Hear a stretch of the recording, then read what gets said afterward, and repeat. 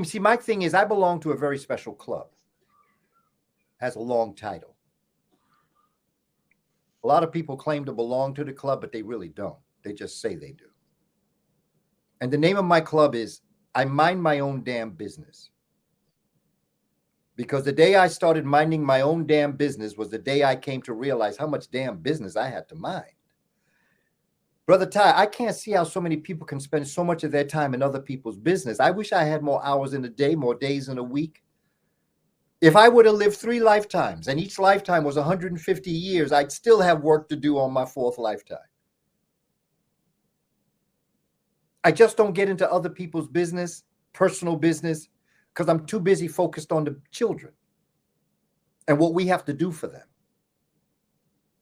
We have a lot of work we have to do, Brother Ty. We don't have time to be fighting amongst ourselves right now. We have to change our mindset. Who cares? You call Negro, Moor, N-word, Hebrew Israelite, Christian, Muslim. I don't care. Whatever you want to call yourself, I'll call you. If that's how you want to be referenced, that's how I'll call you. But just understand, I don't see no difference between you and me. I may not be what you call yourself, but I am what the Creator called us. And they called us to do some work here. And I think we're wasting time. We're procrastinating. And procrastination is the thief of time. The most precious thing you have, Brother Ty, because you're a young brother. Let me tell you, brother, the most precious thing you have, if people could understand this, then they'd understand a lot of other things. Tomorrow's my birthday. In the 68 years that I have been alive, brother, tomorrow will be 68 years, starting by 69. The one thing I've learned, which is the most important thing that each of us should learn, is the most precious thing you have is time. And how you spend it, you can lose your entire wealth, but you can make more money. Your house can burn down, but you can buy another house. That goes for everything else. The one thing you can't get back is November 14th, 2021. And how you spent yesterday determines how you spent your time. Spend it wisely. Don't waste it. Be forever moving forward and never backwards. The number one thing black folk got to do is we got to stop fighting amongst ourselves. Every place that I have seen the overtaking of an African society, before those Indo-Europeans get into Africa, there's something that I notice about African people. They're fighting amongst themselves. You can go back to Kush, Kemet. You can go back to the enslavement period. You can go back to the Moors. They were fighting amongst themselves. And that's how Castile and Aragon was able to come in and throw them out. We did it sometimes on the plantation. We did it during the civil rights movement. And we're doing it even now. And the one thread that connects all these thousands of years is we fighting amongst ourselves. And then we got divide and conquer. We have to unite. Stop fighting amongst ourselves. We don't have to agree. It's all right, you don't agree with me. But that disagreement should not make us disagreeable. I can see a Hebrew Israelite, a Muslim, a Christian, a Rosicrucian, a Buddhist, an agnostic, an atheist, a Zoroastrian, and I could see someone think like me. We all could be at the table and we could come up with a solution for the issue of our people and not let whatever ism that creates our schisms defeat what it is that we're trying to do. Oh man, indeed. First and foremost, happy birthday. We happy to have you, man, for so No long. doubt. Yeah, you know what No I'm saying? doubt. Keep up the great work. But I can kind of, attest to what you're saying because I've been to about 70 countries all around the world. So I lived in South Africa. So you would think, how can 10% rule the 90%? That 10%, they together. But the other 90 is Zulu and Xhosa, and Nigerian, Kenyan, people from Zimbabwe.